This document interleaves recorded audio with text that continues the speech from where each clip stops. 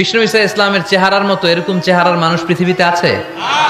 দ্বিতীয়টা, অনেকে বলে সাইয়েদনা ইউসুফ আলাইহিস সালামের চেহারা নাকি বেশি সুন্দর। সুন্দর ঠিক, কিন্তু আমার নবীর চাইতে বেশি নয়। বিষ্ণু বলতেন আনা মালিহুন ওয়া আখি ইউসুফু সাবিহুন, আমার ভাই ইউসুফ হচ্ছে সাবিহ। সাবিহ মানে সাদা সুন্দর ধবধবে, আর আমি হচ্ছে মালিহ।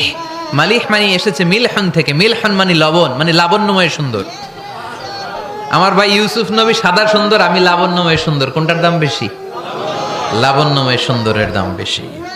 সাইয়েদনা ইউসুফ আলাইহিস সালামের চেহারা দেখে মিশরের মেয়েরা লেবু কাটতে যে বা কমলা কাটতে যে আনার কাটতে কমলা কাটতে যে আঙ্গুল কেটে ফেলেছিল। কোরআন তার সাক্ষী। ওয়া কাত্তা'না আইদিয়াহুন।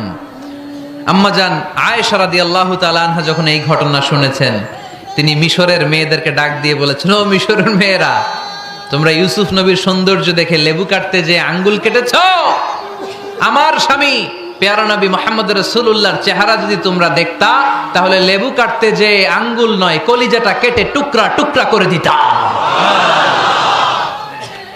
আবার আম্মা জান আয়েশা বলতো, লাকুম শামসুন ওয়া লানা শামসুন, তোমাদের জন্য একটা সূর্য আছে, কিন্তু আমি আয়েশার জন্য আলাদা একটা সূর্য আছে।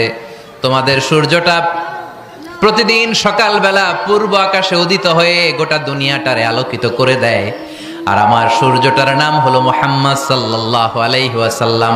মসজিদে নববীতে এশার নামাজের পরে আমার সূর্যটা আমার ঘরে উদিত হয়। তোমাদের সূর্য সকালবেলা পূর্ব আকাশে উঠে গোটা দুনিয়াটারে আলোকিত করে, আমার সূর্য মুহাম্মদ এশার নামাজের পরে আমার ঘরের ভেতরে যখন উকি দেয়, আমার পুরো ঘরটারে আলোকিত করে দেয় কে? এত সুন্দর চেহারা ছিল, ওনার চেহারার নূর দিয়ে হারানো সুই খুঁজে পেয়েছে বিশ্বনবীর স্ত্রীরা। চিল্লায় কোন আল্লাহু আকবার।